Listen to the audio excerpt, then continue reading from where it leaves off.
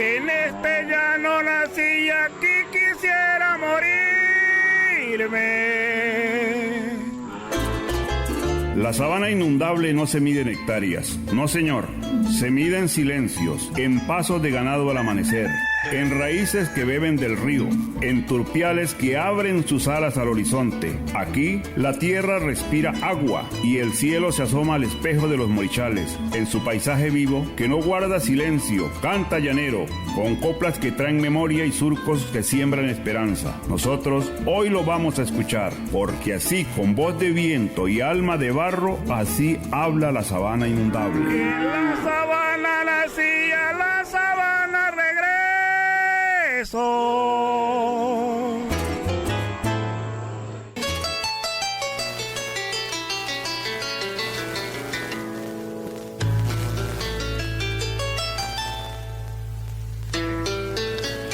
Bienvenidas y bienvenidos al primer episodio de Así habla la sabana inundable, un programa en el que recorremos paso a paso las sabanas de Paz de Ariporo en el corazón de Casanare.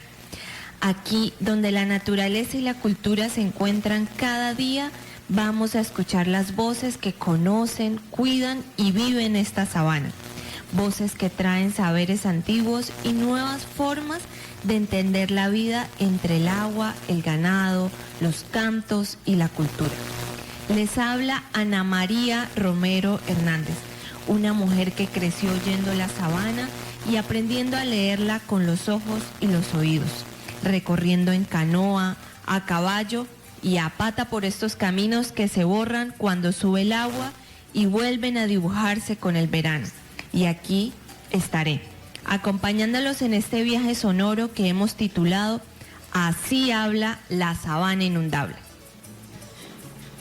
Y yo soy Jackson Javier Hernández, aunque por aquí de cariño me dicen el guate. Y con justa razón, no nací en estas sabanas ni crecí entre esteros y murichales, pero me enamoré de esta tierra apenas la conocí. Por eso vengo piloso, con los oídos bien puestos y el corazón dispuesto, listos para aprender de quienes por generaciones han fundado y vivido en estos llanos. Durante estos 10 episodios me dedicaré a escuchar y a preguntar con respeto y a dejarme guiar por las historias, los sonidos y los saberes que habitan la sabana. Si usted quiere acompañarme en este viaje, sintonícelos. Todos los sábados a las 6 de la mañana y los miércoles habrá una retransmisión a las 6 de la tarde. También puede seguirnos en Facebook de Violeta Estéreo La Paz y del Sistema de Ganadería Paisaje de Sabanas Inundables. Les invitamos a descubrir las voces y los paisajes y los saberes que florecen entre el agua y la cultura, porque así habla la sabana inundable.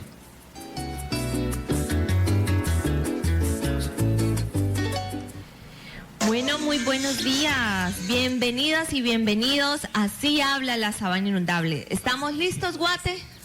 Listos, como dicen por aquí en el llano, como garza en verano. ¿Y usted, Ana María? ¿Ya listo las botas, el sombrero y las ganas de caminar por la sabana inundable?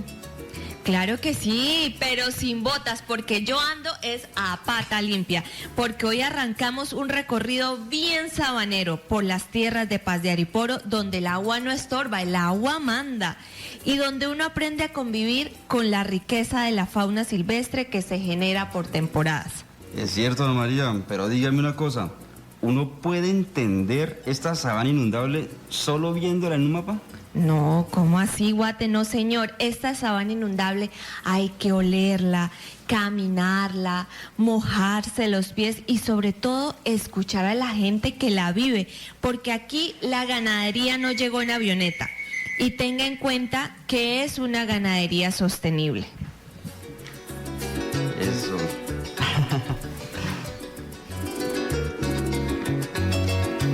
Así es, porque sin sabana no hay ganado como en el municipio de Paz de Ariporo, que cría con el agua, no contra ella. Y ese conocimiento no está escrito, está en la gente que vive en la sabana. Y hablando de saberes, ¿Usted ha oído hablar de la Carta del Paisaje Ganadero de Paz de Ariporo? Claro, Guate, y quienes no la conocen, no se asusten, porque es lo que vamos a hablar. Y es que la Carta del Paisaje Ganadero es una carta de cariño, es una carta de amor, es un compromiso que nació de escuchar a esta tierra sabanera. Es decir, es como una especie de acuerdo sabanero para que lo bueno siga y lo que daña mejor que se quede por fuera. Sí, y eso es lo que vamos a escuchar en estos episodios, esas historias, los sonidos, los saberes, todo lo que hace que esta sabana tenga una voz propia. Así que a todos nuestros oyentes no se despeguen porque esto apenas comienza.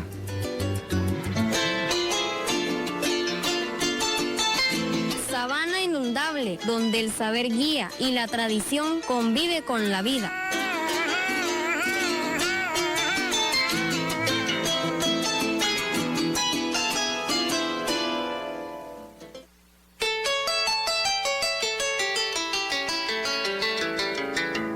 Desde Paz de Ariporo, donde el llanero no le saca el cuerpo al agua ni a la tierra y cuida la sabana, sembrando futuro con orgullo y tradición. Bienvenidos a la sección donde la cultura del campo florece al ritmo del llano.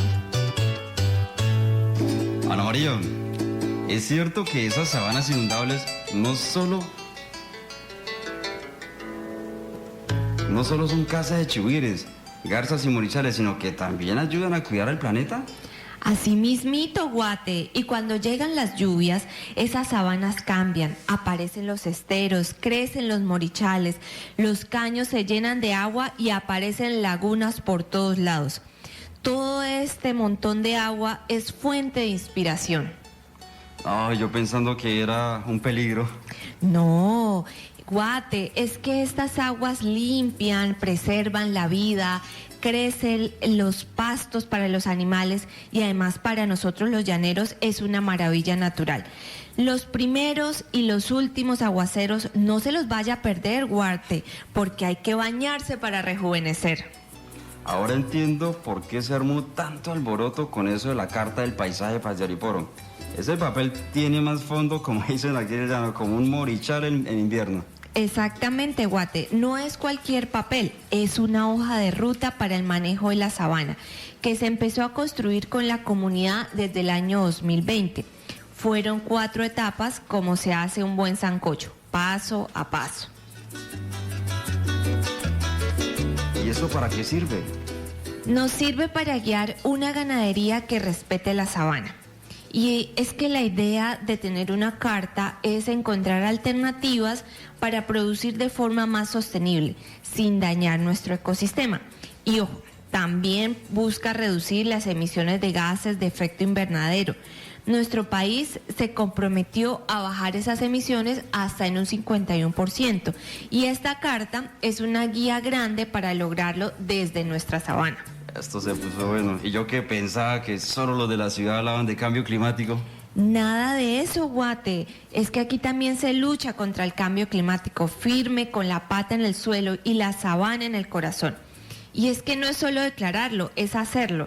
No queremos quedarnos solos con la teoría. Vamos a invitar a una mujer que sabe del tema. Y es que les hablo de Danela Abril Giraldo, quien ha estado desde el principio metida en este cuento y liderándolo. Esta mujer llanera fue parte del equipo técnico que formuló la Carta del Paisaje y actualmente integra el Comité de la Sociedad Civil del Paisaje y es una docente universitaria y emprendedora en diversos proyectos agropecuarios para fortalecer la sabana. Eso, y que también nos cuente cómo es que acá se integra la ganadería con la protección del medio ambiente. Danela, muy buenos días. Buenos días, ¿cómo amanecen? Muy bien, muchas gracias por aceptar la invitación a Así habla la sabana inundable. Aquí junto al Guate hemos estado conversando sobre la Carta del Paisaje Ganadero de la sabana inundable de Paz de Ariporo. Así que para empezar, ¿podrías contarnos de qué se trata este instrumento y por qué es importante para la Orinoquía? Por supuesto, pues Ana María y Guate y todos los oyentes de Así habla la sabana inundable. Les quiero contar que la Carta del Paisaje Ganadero de la sabana inundable Es un documento que realiza la Unidad de Planificación Rural Agropecuaria UPRA, que además es la entidad que se encarga de proponer las políticas de desarrollo territorial. Y este documento se financia con recursos del Banco Mundial, gracias a la donación de 5 países, que son Alemania, Estados Unidos, Noruega, Reino Unido, y luego también llega recursos de Suiza. Pues porque ahora la manera de gestionar en los países se hace a través de términos de paisaje, es decir, todo lo que es homogéneo, lo que es igual, un lugar que es parecido, así como nuestras fincas en la sabana inundable, que son muy parecidas, y nuestras maneras de producir entre paisanos son muy similares. Entonces, se escribe este documento y se crea también el comité de la asociación que va a hacer seguimiento para que todo lo escrito sea una realidad. Comité del cual tengo el honor de hacer parte. Es muy importante este documento para la Orinoquia porque orienta la manera de gestionar nuestras sabanas y recoge todas las problemáticas que la comunidad nos informó, pero también recoge las soluciones a esas problemáticas con el fin de gestionar, es decir, que se puedan buscar recursos para poder dar solución a todas esas problemáticas. Adicionalmente, porque producto de este documento nos postulamos para ser patrimonio de la humanidad con esta ganadería, y en ese sentido nos convierte en el primer paisaje postulado con este valioso reconocimiento del país ante la Organización de Naciones Unidas, que es la FAO, que es la Organización de Naciones Unidas para la Alimentación y la Agricultura, y por eso su nombre es FAO, porque FAO en inglés, alimentos en inglés es food, y agricultura y organización. Muchas gracias, Daniela. Y yo quiero que aclaremos un mito acerca de la Carta de Paisaje Ganadero. Y es que yo como productora quisiera saber si al implementar la Carta del Paisaje debo cambiar las actividades productivas de mi finca. No, por supuesto que no, es exactamente todo lo contrario, porque precisamente eso es lo que buscamos proteger y por eso se está buscando la Declaratoria de Patrimonio de la Humanidad, porque queremos proteger lo que hemos hecho como llaneros por más de 500 años y varias generaciones en cada familia. Y en la carta quedaron descritos los 14 sistemas productivos que tiene la sabana inundable, que son en tipo de animales, tenemos 8 animales, son vacas, pues hay más de 20 razas de vacas descritas en la sabana, búfalos, caballos, que se incluyen los burros y las mulas y los machos. Tenemos los cerdos, en donde criamos cerdos sabaneros, cerdos cascomula y también muchos de razas comerciales como piedrano landra. Tenemos ovejas, cabras y camuros, y en pequeños animales tenemos las abejas, que hay hasta 10 especies diferentes. En aves también tenemos hasta 10 especies diferentes, porque ustedes saben que nosotros criamos patos, pollos, gallinas, paisanes, bueno. Y en peces pues también tenemos una diversidad hasta de 40 diferentes especies que sacamos de los ríos o que criamos en piscinas. De tipo agrícola pues tenemos el arroz, que somos además el primer municipio productor de arroz a nivel nacional y somos el segundo municipio productor de ganado con el segundo inventario más grande de ganado del país. También producimos maderables para la construcción en la finca, para el consumo, y también hay unas maderables certificadas. Frutales tenemos más de 50 especies que hacemos uso. Y tenemos 2 sistemas muy importantes que nos destacan en el mundo, que nos hacen únicos, que se llaman sistemas que manejan el tema de seguridad alimentaria y la soberanía alimentaria. Pero ¿qué es eso de seguridad alimentaria y qué es soberanía alimentaria para que a todos nos quede claro? Pues la seguridad alimentaria es cuando todas las personas tenemos acceso físico, social, pero que también tenemos recursos para adquirir esos alimentos, y esos alimentos son muy seguros y que son muy nutricionales para satisfacer nuestras necesidades, pero también nuestras preferencias. O sea que seguridad alimentaria se refiere a que no exista hambre, sin importar de dónde provengan los alimentos. Pero la soberanía alimentaria nos dice que ese es el derecho de nosotros como pueblo de definir nuestras políticas y estrategias sostenibles de producción, distribución y consumo de alimentos, en donde se le va a dar prioridad a lo local. En este sentido, nosotros manejamos 2 producciones que responden a seguridad y soberanía alimentaria, que son el conuco, es un lugar en donde se realizan prácticas como el majadeo, se hace encerrando un ganado durante unos días para que esté hablando la tierra y a su vez enriquezca la tierra con sus deposiciones realizando la fertilización. En estos conucos se siembran hasta 40 diferentes especies como yucas, plátanos, maíz, frutales, aguacates, auyama y muchas otras. Y la huerta, que además está en una zona aledaña a la cocina, cerquita a la cocina, que es donde la mujer llanera siembra los productos de consumo como aromáticas y condimentos para la cocina y para la medicina ancestral de todos los habitantes. Esta huerta no es solamente un lugar más, sino representa el orgullo de la mujer llanera, porque entre más diversa y más grande sea la huerta, más hacendosa es la mujer y produce más y mejores alimentos. Y el último sistema es el turismo, que el turismo es un sistema que hay de diferentes tipos, hay conejos y cuyes, de resto todo lo que se come lo estamos produciendo. Daniela, muy interesante todo lo que nos estás contando. Y mira que aquí va a haber una pregunta sobre todo para las veredas de la región. ¿Qué criterios se tuvieron en cuenta para seleccionar estas veredas? Bueno, como lo dije inicialmente, este siempre ha sido un proyecto comunitario y de hecho este paisaje lo seleccionó la misma comunidad. Los factores que se tuvieron en cuenta fue pues, que el paisaje tenía que tener muy buenas condiciones para producir alimentos y en ese sentido se seleccionó un territorio que va casi hasta la vereda de los Morichales porque se asume que la vereda de los Morichales y de para allá se consideran más de tipo conservación que de producción. Aunque allá se produzca, pues no tiene la capacidad de hacerlo de la manera intensiva que se hace en las sabanas inundables sin intervenir el territorio y hacer afectaciones ambientales. Entonces, otro de los criterios fue el inventario de animales, es decir, que concentrar a muchos animales de los informados. Y el otro criterio fue que fuese un paisaje muy parecido, homogéneo y similar. Entonces, para hacerlo se juntó la comunidad, hicimos una convocatoria, se llamaron a los presidentes de Junta de Acción Comunal para que escogieran el paisaje. Ellos decidieron que debía ser de veredas porque era más fácil la ubicación, eso quedó escrito en la carta. Y entre ellos, con la ayuda de los mapas de Paz de Ariporo, se comenzó a seleccionar el territorio que coincidía en gran parte con el paisaje también arrocero. Al final se le da prioridad al paisaje ganadero porque era más ancestral y porque la población, nosotros tenemos más vocación de ganaderos que hacia arroceros. Y en este escenario, pues si alguno de los presidentes no asistió, la comunidad no tenía representación en la vereda, pues aún teniendo las mismas condiciones de pronto no quedó seleccionado, pero esto obedece a la falta de participación en estos talleres que son definitivos para que la comunidad quede resaltada dentro de los proyectos. Sin embargo, posteriormente hicimos un ejercicio con la UPRA, gracias al apoyo de un geógrafo que también es muy fan de nuestro municipio. Aprovecho para enviarle un saludo a Carlitos Martín de la UPRA, y él con satélites y con la información geográfica corroboró varias condiciones geográficas como la cota, donde se consideraba que ya el territorio no era similar o no era homogéneo. Esto se refiere, la cota se refiere como a la altura a nivel del mar en la cual nosotros pusimos como el límite, porque se levantaba pues hasta donde ya no se consideraba tan visitable y que ya no eran condiciones similares. Entonces hubo para hacer esa selección muchísimos pasos para determinar cuál era el territorio, pero todo fue gracias a los habitantes y a los presidentes que asistieron y lograron establecer cuál era el mapa.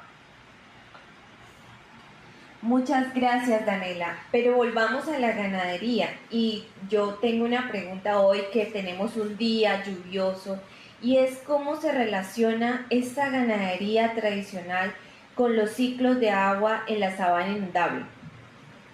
Esta es una parte muy de nosotros como llaneros de sabana inundable, y es que la ganadería tradicional de esta sabana es una ganadería que se ha adaptado a estas condiciones climáticas de la región, que son condiciones que están muy vinculadas con el ciclo del agua. Primero, pues saber que nuestro régimen de lluvias en la sabana inundable es unimodal. Esto es muy importante entender porque esto quiere decir que tenemos una época marcada de lluvias desde abril hasta noviembre y una época marcada de sequía desde diciembre hasta marzo. Pues acá no tenemos estaciones, y aunque para nosotros sea muy natural hablar de invierno y de verano, pues no tenemos las estaciones como tal. Aunque sabemos que es así, para nosotros es así, estamos en verano o estamos en invierno. Para el resto del mundo lo que significa es que estamos en una época marcada de lluvias o precipitaciones y una época marcada de sequía o que hay ausencia de lluvias. Esto se llama ser unimodal. Entonces lo que ocurre es que estas lluvias se producen normalmente en la Amazonía gracias a los grandes bosques que existen en la Amazonía, porque a la final un árbol termina siendo una máquina de acaparar agua, porque tú sabes que los árboles jalan el agua desde sus raíces, pero también desde las hojas, entonces mantienen el agua en la atmósfera y ahí se produce el ciclo del agua. Como esos árboles en la Amazonía concentran tanta cantidad de agua, entonces esa agua luego se evapora, viaja en forma de nubes como grandes ríos de agua y luego chocan las montañas de la cordillera y se devuelve a las sabanas y cae por efectos de la temperatura. Este proceso ocurre durante 8 meses y por eso es que se nos inunda la sabana. ¿Qué ocurre en nuestros suelos? En esos suelos de la sabana inundable, lo que ocurre es que nuestras sabanas actúan como un sistema de filtración. Imagínense un gran riñón. Por eso cuando uno pasa por los esteros y por los morichales, todo lo que denominamos bajos, uno mira unas especies de plantas y de algas debajo del agua, a veces demasiado bonito, ¿no? Como de colores. Este es el efecto que hace el efecto de nosotros como de riñón, filtrar esas aguas que posteriormente viajan por los ríos atravesando vastas regiones y continúan su ciclo normal. Resulta que la ganadería nuestra se adapta a estas condiciones y es por eso que es muy productiva a pesar de las condiciones extremas de temperatura y de agua. Y no solamente la ganadería, todas las especies que tenemos en la sabana. Yo creo que más de uno de los que está escuchando alguna vez habrá comprado animales de otros lados y no le han funcionado igual. Esto ocurre porque esos animales no están adaptados a estas condiciones tan adversas y por eso es que debemos ser muy cuidadosos en comprar animales adaptados e igualmente hacerlo así con los pastos y con los forrajes. También es por eso que en nuestras sabanas no aplica los sistemas silvopastoriles, porque los árboles tendrían que estar adaptados a vivir entre el agua. Entonces se preguntarán, bueno, ¿y qué pasa si yo he visto árboles en la sabana? Por supuesto que hay muchos árboles, y es que precisamente el ganado ha sido una parte muy importante para que esos árboles existan en la sabana. Esas plantas que existen han sido adaptadas y además que los mismos animales al consumir las semillas, estas semillas pasan por el tracto digestivo de las vacas y luego cuando el animal los expulsa pues nace otro árbol porque estas vacas terminan siendo sembradoras de vida y de agua a través de la dispersión de semillas. Daniela, y ahora que nos compartes esta explicación, nos deja una gran duda que tiene que ver con el impacto ambiental. ¿Y qué se ha logrado en este documento para lograr una producción ganadera sostenible y que sea amigable con el medio ambiente? Bueno, pues básicamente nosotros estamos buscando la sostenibilidad siendo más eficientes a medida que pasa el tiempo. Para eso requerimos inversión, requerimos infraestructura para la actividad ganadera, requerimos infraestructura del orden municipal y también infraestructura del apoyo a la actividad predial. Nosotros como finqueros necesitamos apoyo. Esto quiere decir, por ejemplo, a nivel municipal que requerimos mejores vías, requerimos nuestro aeropuerto para que nos lleguen los turistas, un frigorífico para trabajar con carne madurada y con carne de alta calidad, corrales comunitarios y etcétera. Muchos proyectos que la gente misma denominó en la Carta del Paisaje. Y en orden predial, es decir, de cada una de las fincas, el apoyo al productor debe ser, por ejemplo, con cercas eléctricas solares, con corrales, con brejes, con barcos, acueductos ganaderos, cosas que nos ayuden a nosotros a favorecer el sistema productivo de la finca. En esta medida, pues si nosotros mejoramos los parámetros productivos, terminamos haciendo más sostenible la producción. Otra manera propuesta es fortalecer la producción de ganadera, ya que es amigable con el medio ambiente, como cuando tenemos una gallina de los huevos de oro. Una hectárea en promedio actualmente se está produciendo 100 kilogramos de peso animal. Si hablamos de 10.000 pesos aproximadamente que cuesta un animal de desteto, esto quiere decir que aproximadamente esta sabana nos está dejando 1 millón de pesos por hectárea al año. Pero si comenzamos a ser más productivos con esos animales, podríamos incrementar estos valores. Entonces, siempre nosotros lo que necesitamos es producir con ayuda de apoyo al productor en la finca y necesitamos también, por ejemplo, nuestras marcas propias para poder vender animales que vengan de nuestra región. Daniela, y retomando al documento de la Carta de Paisaje, mencionabas inicialmente que esta iniciativa que tenían los productores desarrolló 40 iniciativas, es decir, 40 propuestas de proyectos. Yo quisiera saber cuáles de estas iniciativas se han llevado a cabo a la fecha y cuáles han sido esas entidades aliadas que los han apoyado.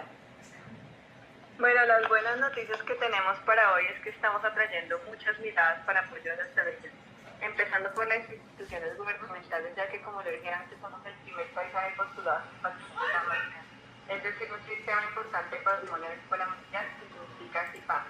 Entonces, el Ministerio de Agricultura ya manifestó su intención de apoyo mediante la opción de poner a las instituciones como la Agencia Nacional de Desarrollo, la Agencia Nacional de Tierras, el ICA, el IGAC, etcétera, disponible para las comunidades del paisaje.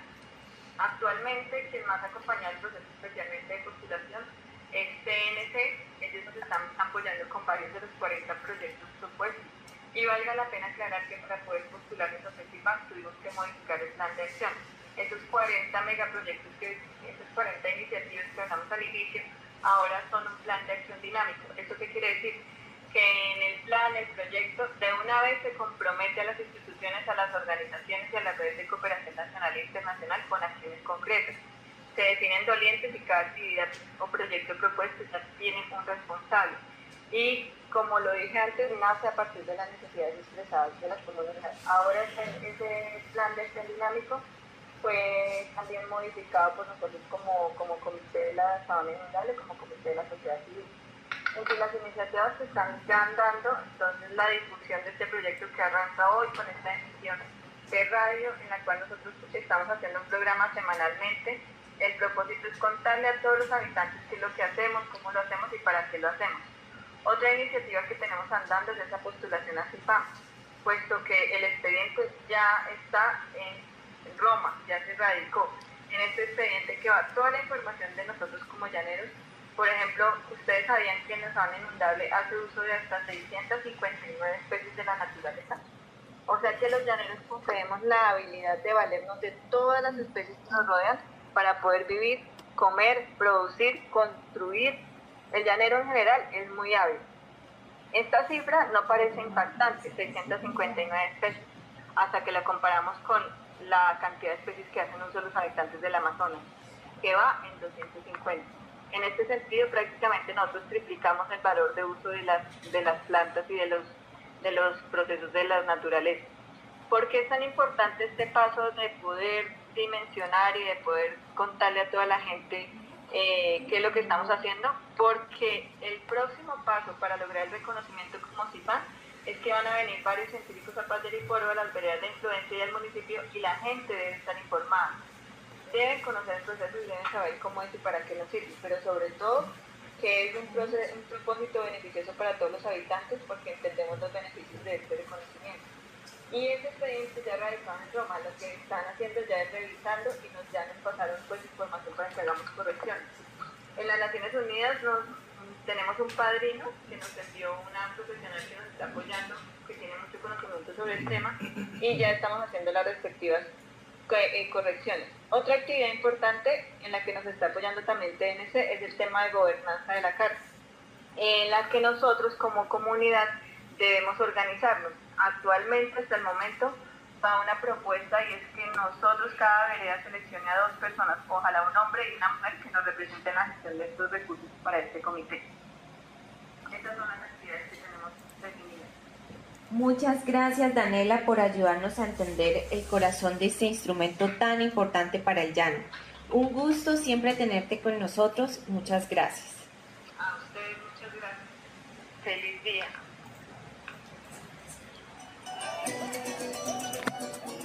La Carta de Paisaje Ganadero es la prueba de que juntos podemos conservar y avanzar con sabiduría. ¿Todo bien? Todos ya tenemos conectados por conectados se llama Listos.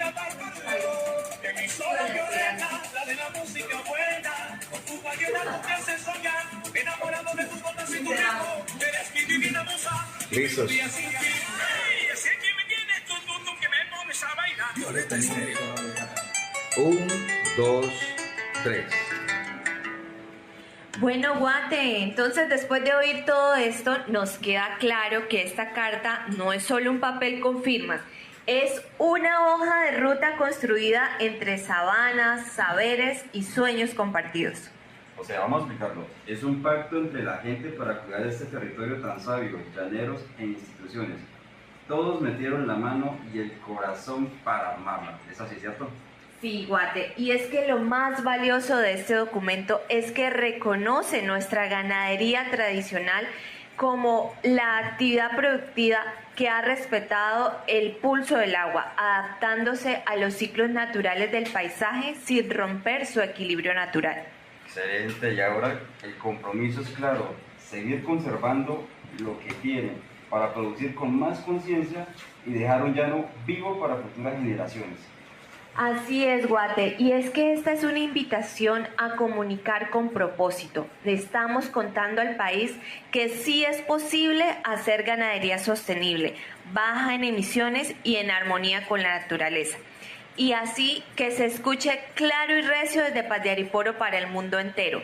Vamos a volver en un momento con más historias del llano sobre conservación y producción en Así se habla desde la sabana inundable.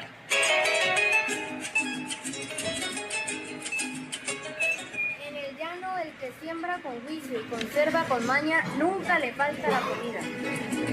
Producción y conservación, donde la tradición se encuentra con el futuro del paisaje. 1, 2, 3, María. 1, 2.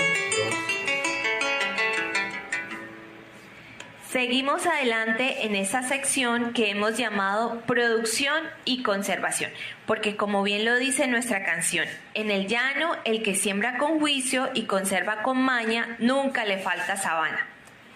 ¿Y eso cómo se ve allá en la vida diaria? Es decir, entre sabanas, potreros, moriches.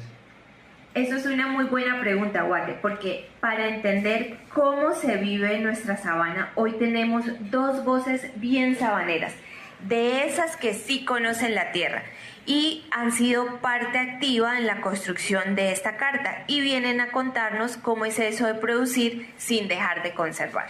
Bueno, para darnos una idea, porque tal vez muchos lo están pensando, ¿y es que aquí lo único que se produce es ganado o qué más se produce por estos lados? No, Guate, pero se nota que usted no ha salido mucho del corral. Mire, aquí en el llano se producen diversos sistemas productivos, por lo menos 8 especies de animales, 5 diferentes cultivos y además se impulsa el turismo ecológico que aprovecha toda la riqueza del paisaje.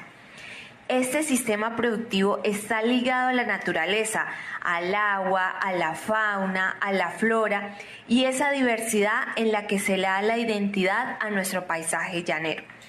Pero mejor escuchemos directamente a nuestra invitada, Esperanza Parares, una mujer llanera de corazón que nos va a compartir lo que significa cuidar y trabajar la tierra desde su propia experiencia. Doña Esperanza, bienvenida.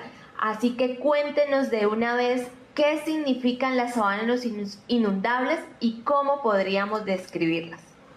Muy buenos días, equipo. Así habla la sabana inundable de Paz de Ariporo. Darle primero gracias a Dios Todopoderoso por permitir estos sueños tan grandes, esta maravillosidad y la unión tan grande con todas las comunidades de nuestro territorio y a nuestro Paz de Ariporo. Sabanas inundables, qué descripción y qué palabra tan bonita, maravillosa. Encantados de tener toda esta riqueza natural con un valor que no tiene, mejor dicho, ninguna descripción. Estamos metidos sabanas adentro, donde hay esteros, bajos, lagunas, caños, cañadas y reservorios. Todo esto es maravilloso durante los 8 meses del año que nosotros lo tenemos. Son unas sabanas donde nosotros, los llaneros, la gente criolla, estamos acostumbrados a compartir y convivir con los animales. Se produce de todo. Nuestros animales están acostumbrados a vivir como mínimo el ganado unas 8 horas bajo el agua y así somos supremamente bendecidos por Dios y estamos adaptados.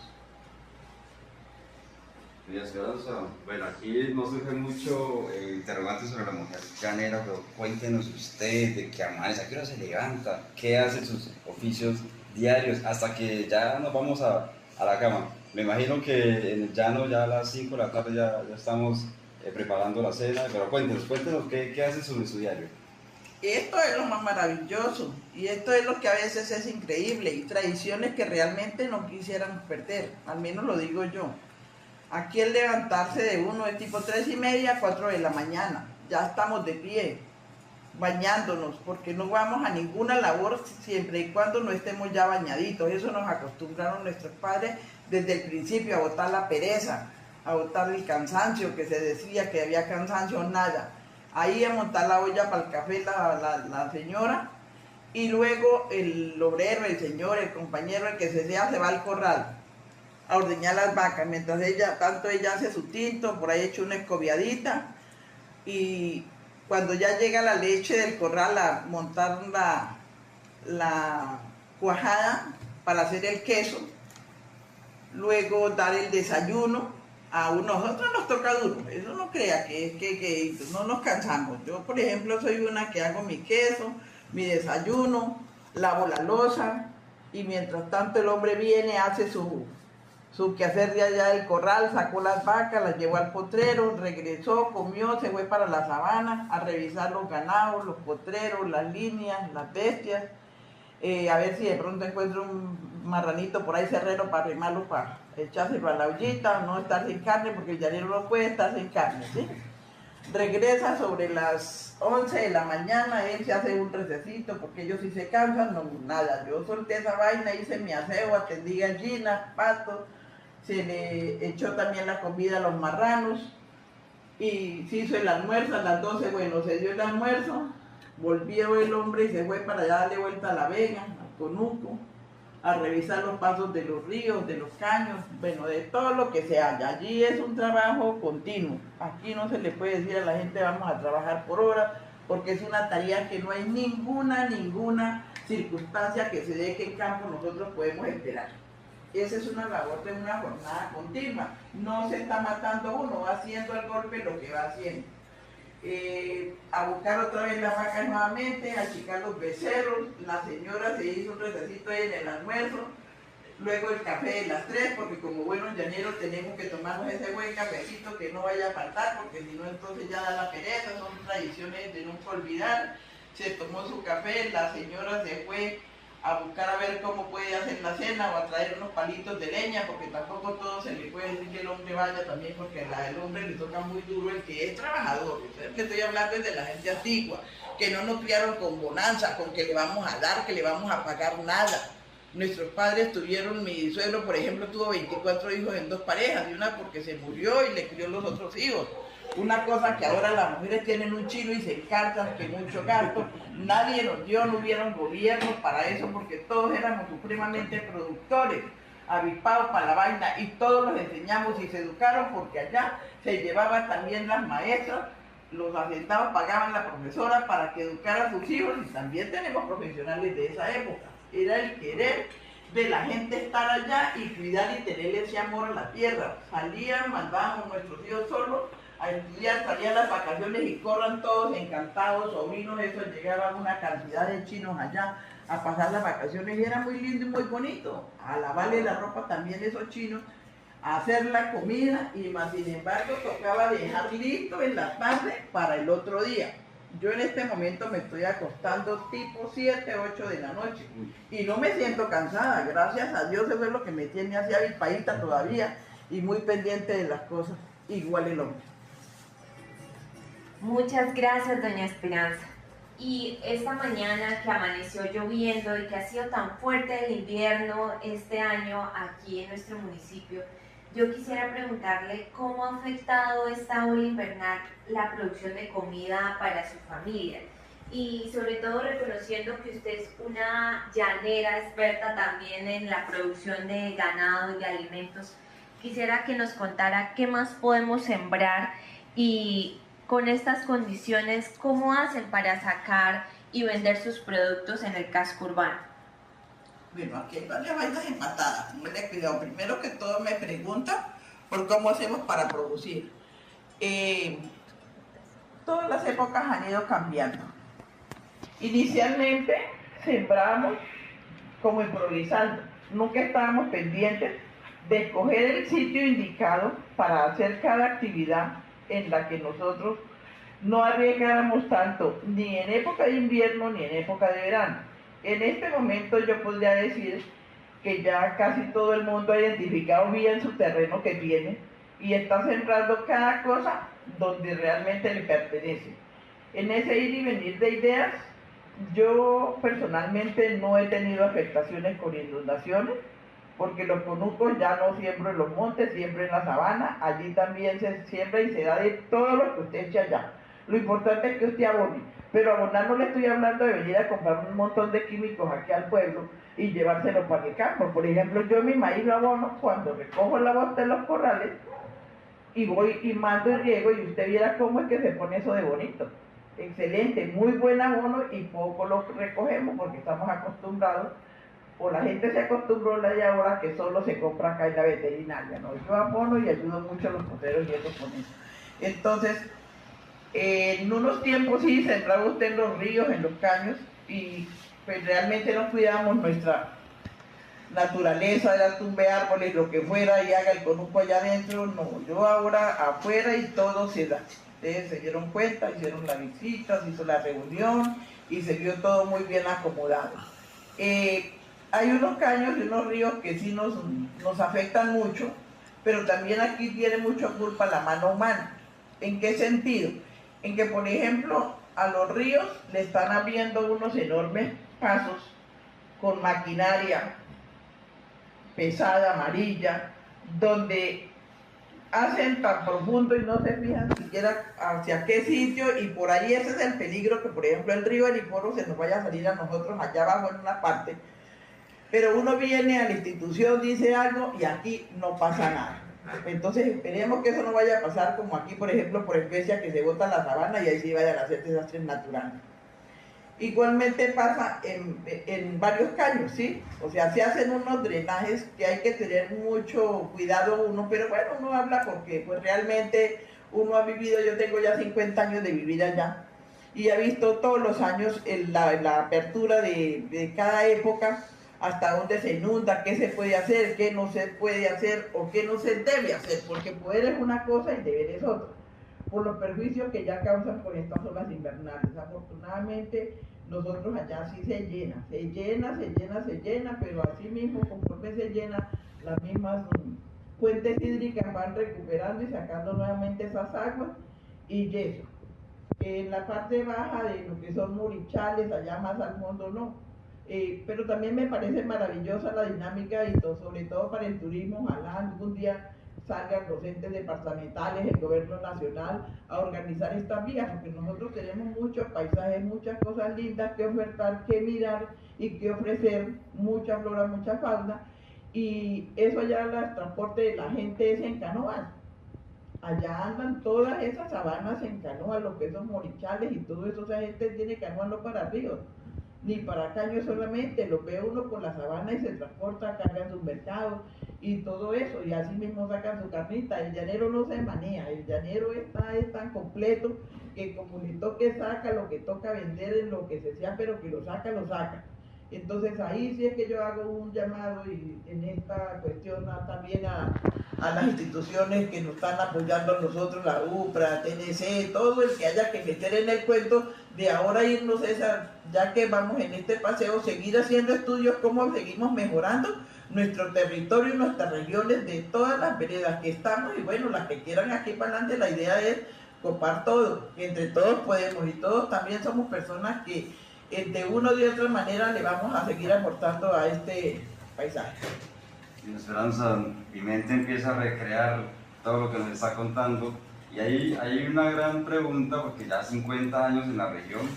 Cuéntenos de toda la gastronomía que tiene el llanero. Digamos que se come lo mismo ahorita de hace 50 años, o ¿qué come un llanero prácticamente?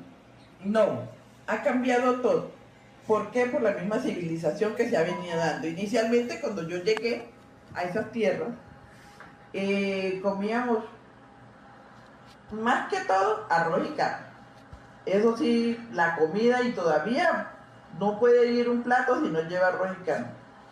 Y ya luego, pues, se implementó lo del arrocito, lo de la pastica, lo de los granitos aparecieron mucho más después, y todo paulatinamente. ¿Por qué? Porque en el sitio donde yo estaba, o sea, del pueblo que era más cercano era Puerto Rondón, que veníamos todos, íbamos a comprar nuestras cédulas, toda la gente saliera allá, porque acá Paz de Ariporo pues no había acceso derecho, tenía que uno dar la vuelta. Entonces, por el río Ariporo era navegable, en ese entonces entraban yates y lanchas grandes. La de don Samuel Rodríguez, por ejemplo, fue una que empezaba y él traía todo lo que era de comida y todo lo que era de viáticos, de perolas, de todo, pero ya solamente andábamos de a pata y a caballo. Eso se echaban las travesías cuando se crecían mucho los ríos y eso se pasaba en una canoa para el otro lado y se echaban esos viajes. Y allá qué botas ni qué carajo, las botas valieron hace poquito. Al llanero allá no le daban ni sabañones ni se le metía una espina. Eso en la parte de atrás. Por ejemplo, mi esposo, él tenía un callo tan grande en su pie de todo el tiempo andar descalzo que se partía las espinas, pero no le entraban las espinas. Y no le estoy diciendo mentira. Es cierto, y no solamente el de toda esa gente antigua, ¿sí? Entonces fueron evolucionando, fuimos mejorando un poquitico la comida, luego ya llegó que la verdurita y todo, pero lo único que el llanero jamás deja de comer, y lo digo porque desde que estoy allá, es la carne. Y el que va a una finca va encantado, ¿por qué? Porque o me dan una rana, o me dan gallina, o matan una res. Comidas tradicionales, el picadillo, yo no sé si de qué región es, pero yo me acostumbraron al picadillo, aquí escucho mentiras, es el picadillo, que fue una de las comidas, las hallacas, los tamales para 24, la chicha, el masato, los envueltos, tanto de arroz como de maíz, que son platos muy típicos de las regiones, la carne de pisillo, la carne machacada, cuando uno esa carnecita seca, un Hermes, dígame usted si esa vaina no es bueno, y es muy rara la parte donde uno ya la encuentra, porque todo el mundo es la carne fresca. Una sopa de hueso, mejor dicho, salpreso, qué cosa tan deliciosa, ¿sí? La carne de chigüire también, uno su chigüirito, no porque lo quiera acabar, porque es que nos lo acostumbramos a que hay que matar el chigüire para comer y no lo comemos. Triste cuando uno ve que viene un carajo de por allá de la sabana y trae su chigüirito para comérselo, trae un cachicanito y de una vez lo cogen y lo villanizan y lo joden, que me da tristeza. Cuando uno ve corruptos otras personas que hacen otras cosas y no tienen ningún delito. O sea, no ataquemos a la gente del campo porque hay mucha gente que todavía no tiene el marrano, no tiene la red para traerle a la familia. Yo no los defiendo, pero tampoco los critico, ¿sí? Entonces, son cosas que, pues poco a poco las ve uno que han evolucionando la baba. Por ejemplo, el ramo de baba, un pisillo de un perico, una tortilla de baba, esa vaina era maravillosa. Nosotros en agosto nos íbamos por allá a ver dónde estaban los niños de esos animales para poder comernos eso. O sea, hay muchas cosas, pato, venado, tanta, allá todavía hay el cajuche, ¿cómo es? El chácharo. O sea, hay la comida muy rica, y todavía seguimos comiendo eso, ya la adorna uno, pero si yo en la finca, yo tengo que, para hacer la comida tengo que saber qué gente tengo, porque la gente que lleva uno del pueblo, ya pues ellos comen el grano y comen así usted no les dé carne con tales de frío, no está acostumbrado a mantenerlo con pepas, ¿no? En cambio el llanero no, el llanero si usted no le da carne, se queja. Aquí yo veo en el pueblo, por ejemplo, que ahora el arroz, eso es parte de un desayuno, en el campo no. Así no se hacen una chango y una tajada, allá el arroz no se usa, porque el llanero está acostumbrado en la mañana a comer liviano, pero al almuerzo y la cena que sea su comida. En el campo todavía no es como acá, que con el desayunito es una cosa poquita y que en la tarde un jugo y una arepa. No, el llanero, si usted no le da carne, arroz y pollo a toda hora, almuerzo y cena, tampoco se siente bien comido. Pero es justo, porque es que trabaja. Wow, ¿sí? wow, como mejor dicho, ya. Así es, Guate. Doña Esperanza, muchas gracias. Y yo quisiera preguntarle de su experiencia, de todo lo que usted nos ha compartido, ¿cuáles cree que son los saberes que deberíamos preservar para seguir cuidando nuestro territorio? Uy, esa pregunta sí me tramó, como dijo el hombre. Resulta y pasa que sí, sería demasiado importante en la conservación de la tradición de nuestro territorio. ¿Cuáles son? El madrugar. Porque en el campo, la mañana es la que rinde. Y yo no he llegado a ninguna finca todavía, gracias a Dios y a la Virgen, que llegue usted a las 5 de la mañana y esté dormido. Usted llega y ya todo el mundo está saliendo del corral, no hay ninguno entrando a las 5. Ya la gente, y el que esté entrando ya se nos está volviendo guate. Ahí sí, guate, estamos embarrados. Guate. ¿Sí? Porque levantarse a endeñar, hacer el tinto, a rastrillar los patios, a darle comida a las gallinas. O sea, hay mucho que hacer, esas tradiciones no. La otra que también le pediría, por ejemplo, ya la gente antigua que queda como nosotros, es de pronto hacerle una terapia a los hijos cuando se sacan, los nietos, porque ya dijo qué carajo, los nietos, en instruirlos y los padres en decirle a sus hijos y en llevarlos a campo cuando salieron a temporada de vacaciones para que ellos le cojan amor a la tierra, sigan ayudándole a sus abuelos allá, para que no se acabe esta cultura y haya quien mañana cuide lo que estos viejos dejan y han tenido y han conservado de por vida. Que se eduquen y vuelvan al territorio, a los entes gubernamentales también, que se tengan mucho en cuenta, a la gente de 5 de la mañana. También la gente migra a veces es porque no se les tiene en cuenta, no hay un espacio para ellos, pero qué bonito que empezáramos ya todos a que hay tanta gente profesional y capacitada en ir a las veredas y contratar a esas personas de allá. La dedicación, el respeto y sobre todo la confianza que generen también. Otra cosa que sería muy importante que se siguiera conversando, conservando, es esos buenos vecinos, de que entra gente extraña al territorio, inmediatamente la comunicación ahora es mucho más fácil que anteriormente. Anteriormente uno tenía que mandar un propio que llamaban, era vayan a avisar allá que por allá pasaron los indios, o que por allá llegaron fulanos, gente desconocida en el territorio. Con el teléfono los invito a comunidades a que tengan un grupo de todos los vecinos, para que así estemos cuidando y conservando nuestro territorio de la gente extraña que llega. Esperanza, wow. ¿Qué sueña usted para el futuro de estas sabanas?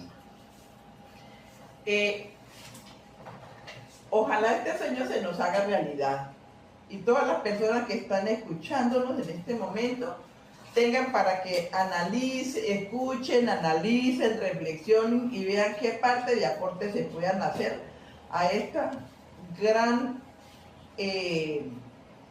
motivación, este gran proyecto de las sabanas inundables. Por ejemplo, aquí tenemos un tema muy importante ahora, porque pues se ha visto que poco a poco han venido los gobiernos y las instituciones de talla nacional e internacional integrándose a nosotros, que no nos vayan a descuidar, que sigamos este camino, que ya lo empezamos y por favor nada de que para atrás, es para adelante y que cuenten con nosotros, que de una o de otra manera que el que tenga buena voluntad y pueda hacer el aportecito se haga, pero nosotros sí necesitamos, como lo decía también la niña Daniela en antes, la aporte de las instituciones para qué, para el mejoramiento de nuestras vías, tanto secundarias como terciarias y también los caminos vecinales.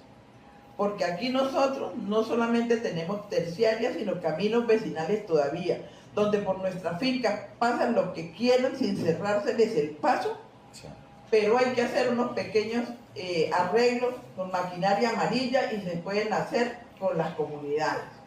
Necesitamos también la infraestructura, que vayan mejorando nuestra calidad de material para poder nosotros seguir con el mejoramiento de ganadería, porque eso no quiere decir que no hayamos empezado.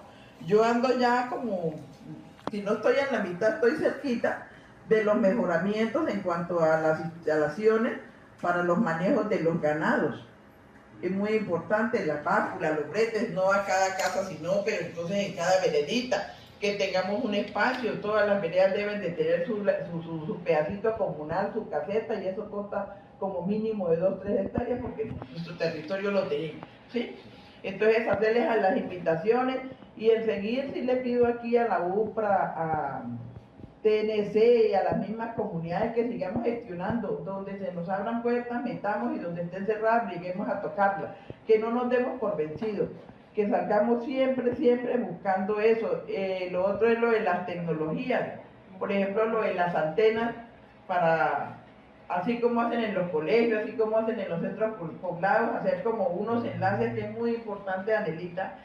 Y esto para poder nosotros también estar conectados, comunicados. Por ejemplo, qué maravilla que ahorita nos esté viendo todo ese territorio de allá, y no solo de allá, de otros municipios, de otros departamentos, de toda Colombia, porque esto no es cualquier cosa. Esto es una maravilla, esto es algo muy grande, genial. una cuestión que el que inventó, se puso en esto, lo vamos a lograr. Nosotros tenemos mucho también para mostrarle al turismo y queremos que desde ya también empecemos a trabajar eso. Nosotros abajo en Borichales y esas tierras de abajo tenemos mucho que ver y en todas las épocas. En el verano las vemos, hay unos reality que bajan por allá a la Caimana de carritos, ahí se está haciendo ese turismo y eso es maravilloso, esa gente extranjera viene y goza, por favor, goza. Entonces yo sí les pido por favor más motivación, no, yo ando como emocionada aquí con esta vaina, encantada de verdad porque... Muchas gracias, señora Esperanza. Invitarla también para que usted como lideresa nos ayude a difundir nuestro programa todos los sábados aquí por Violeta Estéreo para que nos escuche y agradecerle por este espacio en nuestro programa, hoy en nuestra apertura, y damos paso a una invitación musical y continuamos con nuestro programa. Súper.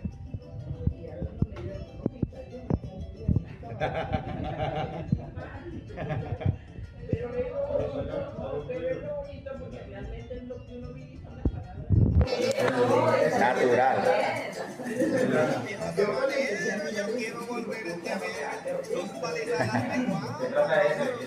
Sí, espontáneo. Sí.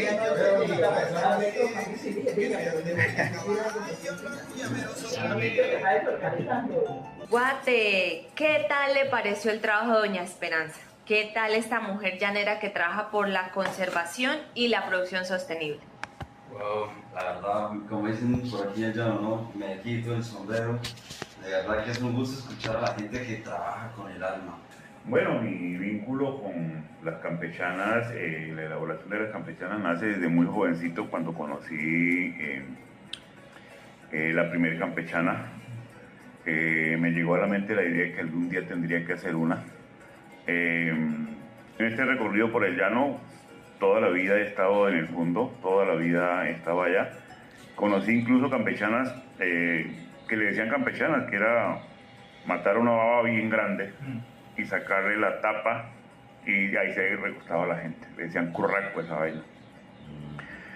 Luego, pues, más adelante conozco la primera, tuve la gran oportunidad de aquí en Paz de Ariporo conocer una persona que me enseñó lo básico y pues aprendí de manos de él. Estamos hablando de Manuel Méndez. Luego comienzo a desarrollar la creatividad, porque siempre la idea es de que el alumno supere al maestro, ¿no? Entonces, en ese trajín, entonces, seguimos haciendo cosas, buscando perfección, y pienso, ¿no?, que la campechana es un producto, un artículo nacido en los llanos con la ganadería, nació con la ganadería desde que hubo ganadería en estos territorios. Antes de que pierda, me llega a la mente que después de hacer tantas campechanas y hacer tanta investigación, encontramos con que cuando se origina la ruta libertaria, cuando Simón Bolívar en las sabanas de el Apure, en un momento de descanso, un lugareño le regala la primera campechana a Simón Bolívar. O sea, es el primer el registro que aparece en las memorias de Simón Bolívar, que aparece en algunos libros, aparece ese registro. Desde ese momento comienzan a aparecer la campechana, hecha por necesidad. Es un gusto tenerlo acá con nosotros y queríamos también como preguntarle qué otros utensilios hacen la sabana. ¿Cómo aprendió ese oficio artesano? ¿Fue transmitido a través de su abuelo? ¿O cómo lo aprendió? ¿O por simple iniciativa? Lo que pasa es que nosotros en el llano, desde muy niños, los que tenemos esta edad, aprendimos apenas comenzamos a caminar. El palito del mandador es el caballo. Desde ahí aprende uno a manejar, a pensar en que va a montar a caballo.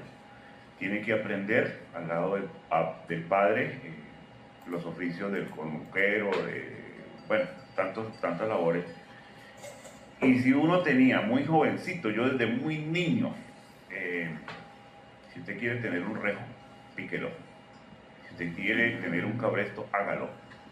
Venga, le ayudamos a cruzar unas yeguas y escarmene la clín o la cerda, haga sus cabrestos.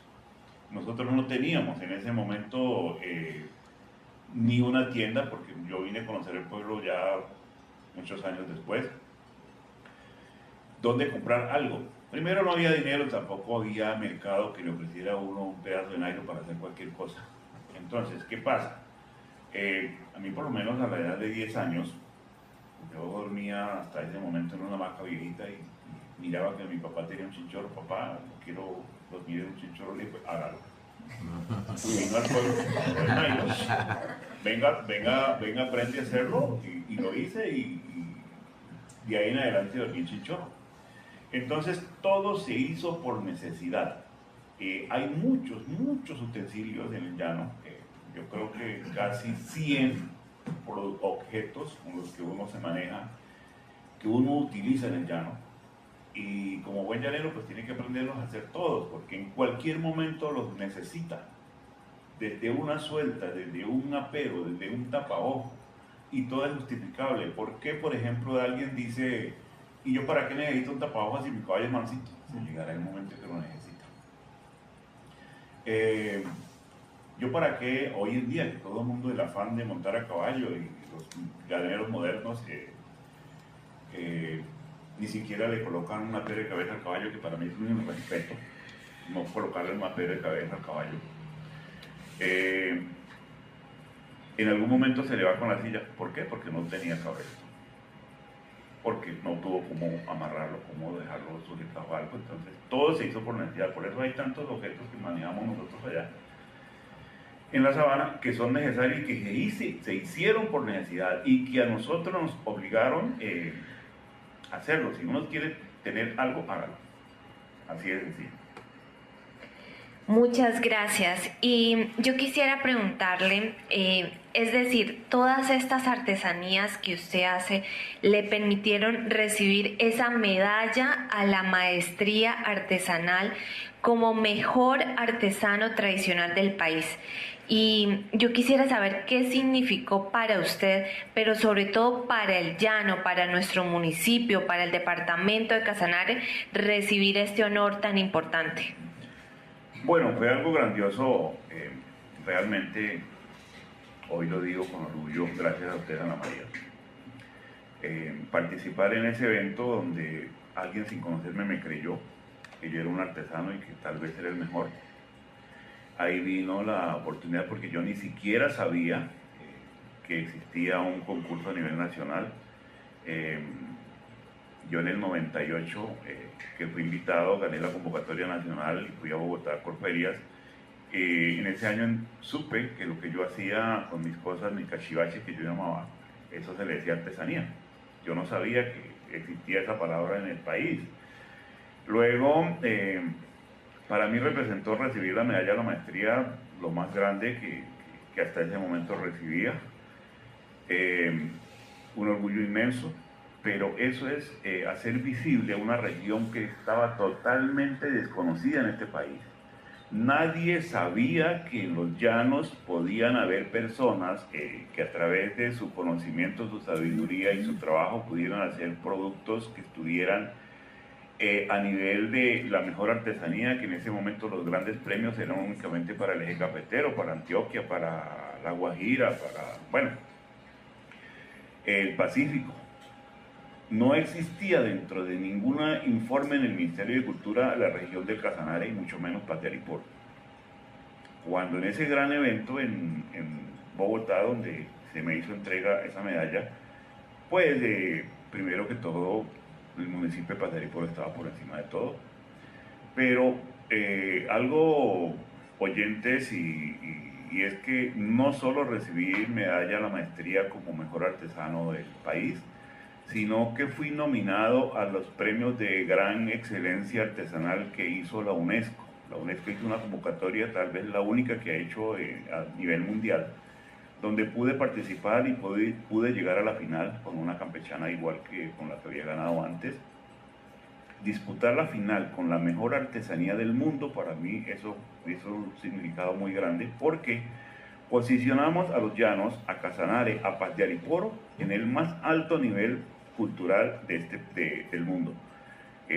Claro, ganaron otras personas, pero estar en ese lugar, como me decían la gente del Ministerio, Hermes, un Grammy Latino no tiene tanta importancia ni tanta relevancia mundial como lo que usted ha hecho. ¿Por qué? Porque los Grammy Latinos, por ejemplo, es únicamente para los países latinos. Allí la convocatoria, usted se jugó con todo lo que hay en el mundo en artesanía, y llegar a esa final, pierda o gane, es el mayor éxito que ha tenido la región de los Llanos. Entonces, ¿qué pasó? Se hizo visible en nuestra región. Se comienza a trabajar, los artesanos aquí que me veían como, y Hermes no tiene nada que hacer, ponerse a hacer esas pendejadas, ese era el común de muchos. Después lo ven como, si Hermes lo hizo, porque nosotros no lo podemos hacer. En Casanare, en Arauca, en el Meta, se dispara la producción de artesanía y empiezan a, porque es que como yo, hay mucha gente en la zona de los Llanos, mucha gente. Que yo haya sido más visible por cuestiones de bendición de Dios es otra cosa, pero que yo no voy a decir que aquí no hay más. No, hay muchísima gente y comienzan a trabajar, y hoy en día encuentra usted en todas partes manejando la clean, el cuero y el cacho, que eso es algo que representa la región, que nos hace valederos en cualquier parte llega usted. Alguien en el encuentro, eso me permitió, por ejemplo, ir a representar a Colombia de Smithsonian en Estados Unidos, algo que, pues, imagínense, eso jamás lo soñé. Y allá nos decían, que ustedes vienen, siguen sabedores de todo el país, aquí a Estados Unidos, pero los únicos que tienen identidad propia son los llaneros. Los demás hay que esperar que hablen para mirar de pronto el acento si los delata. Resulta que los llaneros no, ustedes a donde quiera que van con sus cotizas y su sombrero. Identificados en medio de donde vayan, esa identidad se comenzó a marcar profundamente a nivel mundial con esa representación que nosotros hicimos allá. De allá, en esos eventos, en el año 2011, el Ministerio de Cultura nos escuchó hacer algo que estaba totalmente olvidado, que eran los cantos de trabajo de llano, y se enamora del ministerio y comienza la investigación. Mire la importancia del gran espacio que se abrió con el tema de artesanal. Toda la región llanera se debe sentir muy orgullosa y tiene un gran representante, don Hermes Romero, de Paz de Ariporo. Y cómo, esta pregunta, don Hermes es artesano, ha sido músico, compositor y juez nacional de coleo. ¿Cómo se entrelaza todas esas facetas en su vida como sabanero? Eso es un común de todos los llaneros, lo acaba de decir Esperanza Parales. Ella cultiva de todo tipo de cultivos, maneja la ganadería, la cocina tradicional, la curandería, eso lo hacemos todos. Esa es la identidad de nosotros, esa es la capacidad que tiene el llanero, muy particular. No sé si de pronto en algunas otras regiones del país tengan esa posibilidad de una persona desarrollar una cantidad de cosas. A mí me dicen, hombre, cante una canción, la cantamos, monte un caballo y haga tal cosa, lo hacemos, venga para acá, curemos aquí un enfermo con plantas tradicionales, lo hacemos, hacemos artesanías, hacemos, todo eso es lo que encierra el llanero tradicional de esta región, de las sabanas inundables. Eso es la sabana inundable, a través de sus épocas y su florecer, nos da esa inspiración para llegar nosotros a entenderla, a conocerla y a seguirla investigando, porque cada día nos va a sorprender más nuestro territorio.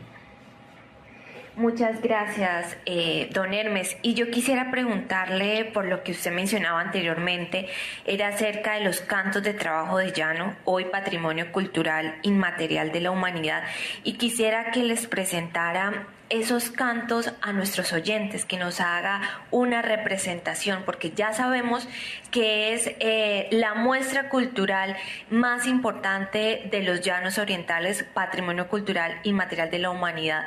Entonces quisiera que nuestros oyentes que nos escuchan a través de nuestras redes sociales, a través de la emisora, conozcan de viva voz la voz de la sabana a través de los cantos de trabajo de llano.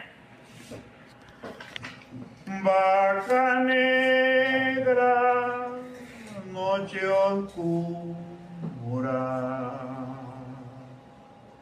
arrímate al botalón, que con su leche se cura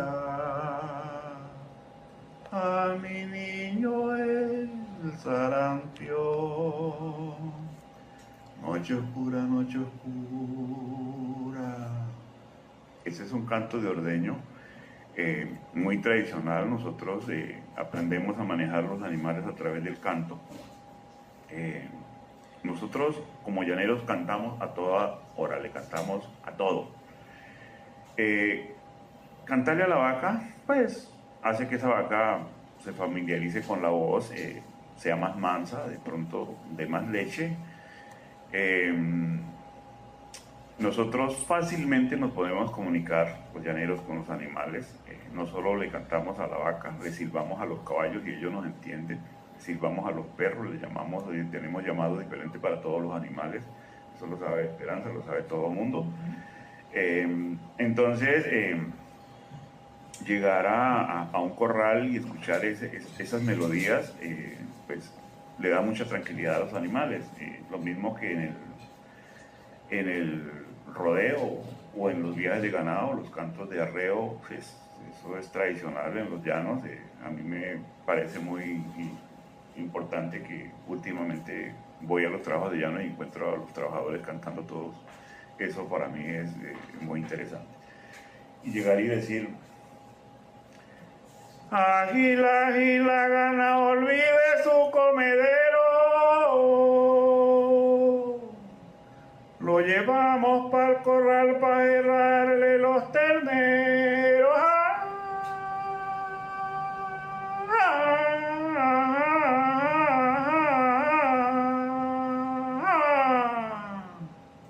Esos son los cantos del trabajo de llano, que siempre han existieron otros cantos, como fueron los cantos de vela, que hoy en día pues ya desaparecieron porque ya nadie vela ganado, que no hubo un canto definido en ningún momento. Quien se atreva a decir que creó un canto de vela en este momento, pues es apoderarse de algo que para nosotros es mentira, nosotros los que sí vivimos de ese tema. Muchísimas gracias y muchas gracias a todos nuestros oyentes por estar ahí, cerquita de la radio, y a los que nos ven a través de nuestras redes sociales, y a todos quienes nos acompañan con el corazón abierto y los oídos atentos. Gracias por dejarse llevar por las voces del llano, por las historias que caminan entre sabanas, conucos y corrales.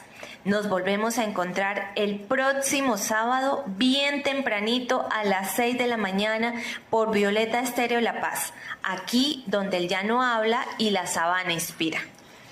Atención, porque si se le hizo tarde o no alcanzó a escucharnos, no se preocupe.